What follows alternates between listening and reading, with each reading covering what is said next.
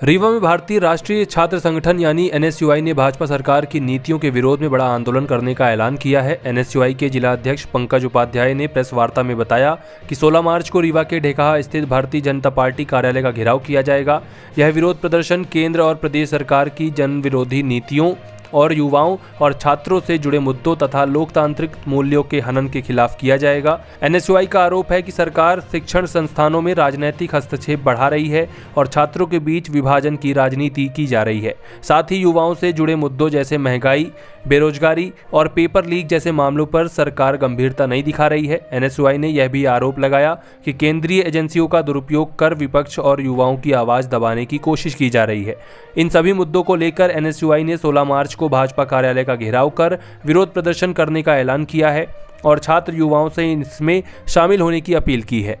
देखिए, आज भारतीय राष्ट्रीय छात्र संगठन एनएसयूआई के कार्यालय में पत्रकार वार्ता आयोजित की जा रही है, जो कि बहुत सारे मुद्दों को लेकर ये पत्रकार वार्ता आज एनएसयूआई कार्यालय में आयोजित हो रही है। आप सभी पत्रकार साथियों का मैं एनएसयूआई कार्यालय में स्वागत करता हूं सर्वप्रथम। उसके बाद विभिन्न बिंदुओं पर चर्चा पत्रकार वार्ता के माध्यम से करूंगा। हमारे जो विभिन्न विषय हैं, आगामी 16 मार्च 2026 को एनएसयूआई का बीजेपी कार्यालय का घेराव कार्यक्रम सुनिश्चित हुआ है, जो आने वाली 16 तारीख है। उसमें एनएसयूआई के नेतृत्व में हजारों छात्र युवा साथी इस बार एक आवाज बुलंद करने का काम करेंगे, जो विभिन्न विषयों को लेकर है। भारतीय जनता पार्टी के शासनकाल में पहली ऐसी सरकार है जिसमें जाति को कॉलेजों में बांटने का काम किया गया। आज कॉलेजों की स्थिति यह है, महाविद्यालय विश्वविद्यालयों में छात्रों की स्थिति यह है कि वहां जातीय जो फैक्टर होता है उसको बैठाकर लोगों को बांटने का काम किया, समाज को दो भागों में बांटने का प्रयास किया। इसी प्रकार जो वहां पे शिक्षक है कॉलेजों में, आपने लगातार, मैं पहले भी कई पत्रकार वार्ताओं में बोल चुका हूं, जो वहां के शिक्षक हैं वो बीजेपी एजेंट के रूप में बहुत सारे कॉलेजों में विश्वविद्यालयों में काम कर रहे हैं। बहुत से शिक्षक प्रोफेसर ऐसे हैं। भारतीय जनता पार्टी लोगों का ध्यान भटकाने के लिए, जैसे आपका एप्स्टीन फाइल अभी आई, उस पर देश के प्रधानमंत्री के नाम के सहित देश के कई उद्योगपतियों का नाम आया, तो उस पर लोगों का ध्यान न जाए इसलिए इन्होंने यूजीसी एक्ट दे दिया। छात्रों में समानता का अधिकार देना चाहिए तो इन्होंने छात्रों को आपस में लड़ाने का काम किया। अभी इसके पहले हम लोग कभी नहीं जानते थे कि ये कोई कुशवाहा है, ये कोई तिवारी है, ये कोई साकेत है, कोई गुप्ता है, लेकिन हमें समाज में बांटने का काम किया गया। इसी प्रकार अमेरिका से ट्रेड डील की गई, आपने सब लोगों ने सुना। निश्चित रूप से हमारे पीएम कॉम्प्रोमाइज कर चुके हैं। किसान विरोधी है जो नीति इन्होंने स्वीकार की है। युद्ध हमारा देश लड़ता है और इसका जब घोषणा करना होता है, सीज फायर करना होता है, तो ट्रंप जी आदेश देते हैं मोदी जी को। अभी वर्तमान में तेल खरीदने के लिए उन्होंने आदेश दिया है कि 1 महीने आप तेल खरीद सकते हैं रूस से।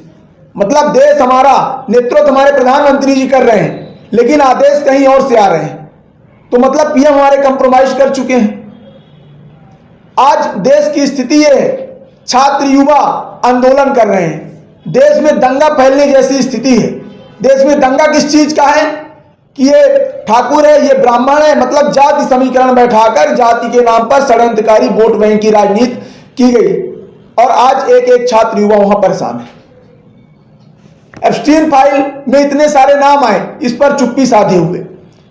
अभी आपने देखा वर्तमान में प्रदेश कांग्रेस कार्यालय भोपाल में किस प्रकार के बीजेपी गुंडे, कहा जाएगा तो बीजेपी के गुंडे घुसे और वहां पे तोड़फोड़ किए। पुलिस प्रशासन बढ़िया से देख रहे हैं, पुलिस प्रशासन अंदर घुसने की परमिशन दे रहे हैं। पुलिस प्रशासन खुद बीजेपी के सदस्य के रूप में काम करने लगे हैं।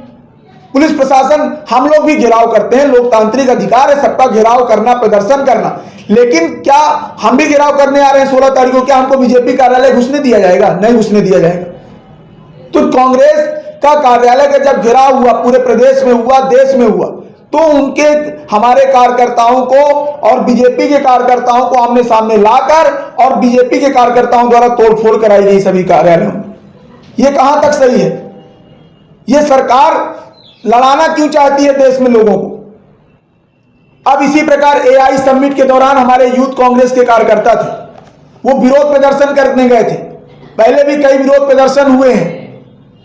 वो अपनी बात रखने गए थे कि पीएम हमारे कंप्रोमाइज कर चुके हैं, तो देश जानता है कि आप कंप्रोमाइज कर चुके हैं। उसी को लेकर हमारे राष्ट्रीय अध्यक्ष आईवाईसी के उदय भानु चिप जी, उनके नेतृत्व में कई लोगों के ऊपर मुकदमा दर्ज किया गया और उन्हें जेल भेज दिया गया। 7-8 दिन की उन्हें जेल हुई, उसके बाद अब कार्रवाई चल रही है। तो समझ में नहीं आ रहा कि भारतीय जनता पार्टी करना क्या चाह रही है। देश में दंगा फैलाने का काम क्यों किया जा रहा है? महाविद्यालय विश्वविद्यालयों की स्थिति यह है आज कि वहां पे जो छात्र हैं वो बीजेपी के भीड़ का हिस्सा बन चुके हैं। शिक्षक जो हैं वो उनके एजेंट के रूप में वहां काम कर रहे हैं। जो शिक्षा का मंदिर कहा जाता था वो आज राजनीति का अखाड़ा बन गया है। आरएसएस, एबीवीपी जैसी विंग भारतीय जनता पार्टी की वहां काम कर रही है।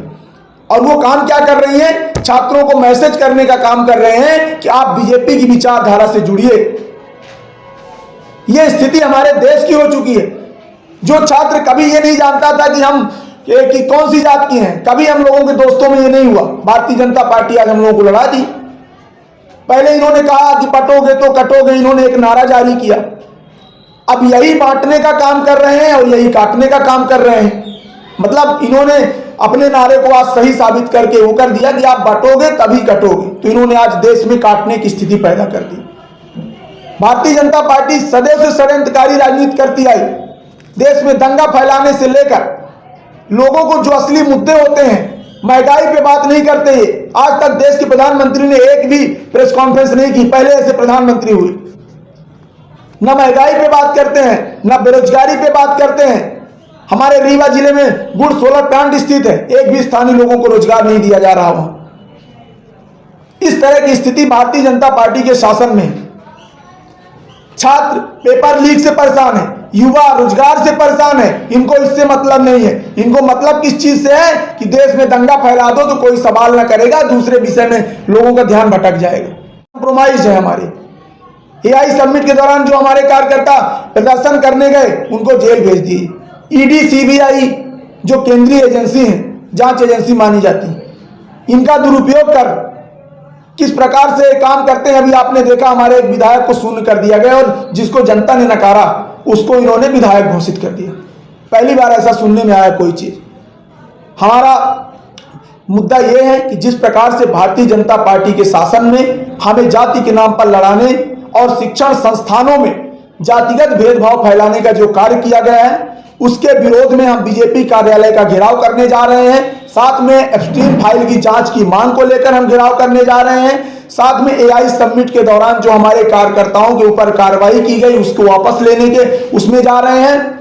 इसी प्रकार से जो शिक्षक महाविद्यालय विश्वविद्यालयों में बीजेपी एजेंट के रूप में काम कर रहे हैं और वहां के छात्र जो बेचारे पढ़ने के लिए आते हैं उनको जो वहां के भरकर और बीजेपी के कार्यक्रमों का भीड़ का हिस्सा बनाया जाता है, उसका विरोध करने के लिए हम बीजेपी कार्यालय का घेराव करने जा रहे हैं।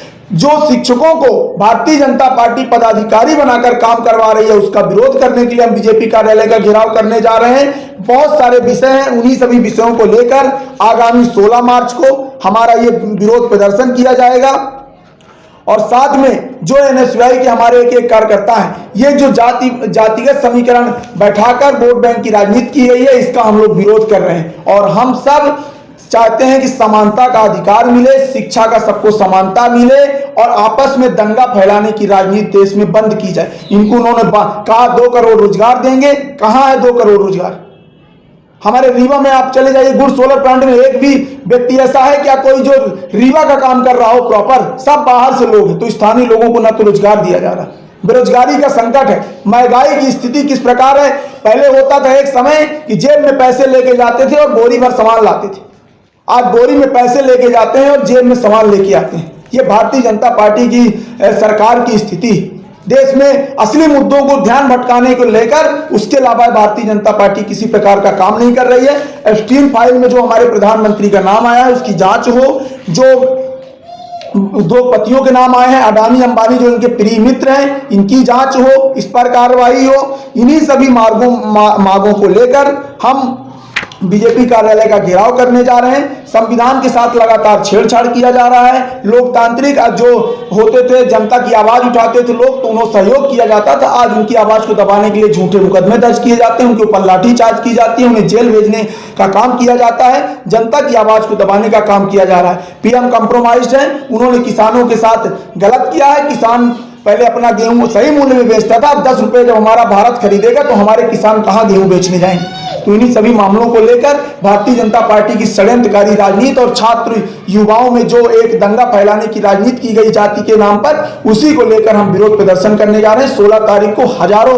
की तादाद में हमारे छात्र युवा साथी सम्मिलित हो गए और मैं इस पत्रकार वार्ता के माध्यम से अपने सभी छात्र युवा साथियों से भी अपील करता हूं कि आइए इस लोकतंत्र विरोधी सरकार, संविधान विरोधी सरकार को हम लोग इस बार जवाब देने के लिए तैयार होते हैं। जो पेपर लीक के हमारे आए दिन मामले हैं, जो हमारे बेरोजगारी महंगाई के मामले हैं, इन सब मामलों को हम उठाने का काम करते हैं और हम सब समानता का अधिकार प्राप्त करते हैं और शिक्षा की मांग करते हैं कि अच्छी शिक्षा दो, आप अच्छे रोजगार दो, बेरोजगारी की जो दरें बढ़ रही है उसको कम करने का काम करो। देश में दंगा नहीं, हमें रोजगार चाहिए, हमें अच्छी शिक्षा चाहिए, हमें अच्छी स्कूल व्यवस्था चाहिए, हमें अच्छी स्वास्थ्य व्यवस्था चाहिए, हमें दंगा नहीं चाहिए देश में। इन्हीं सभी विषयों को लेकर आगामी 16 मार्च को समय 12 बजे से हमारा घेराव प्रदर्शन है। मैं समस्त छात्र युवा साथियों से अपील करता हूं, आइए हम सब लोकतंत्र की इस लड़ाई में सम्मिलित होते हैं और भारतीय जनता पार्टी को असली मुद्दे पर ध्यान आकर्षित करने का काम करते हैं। धन्यवाद।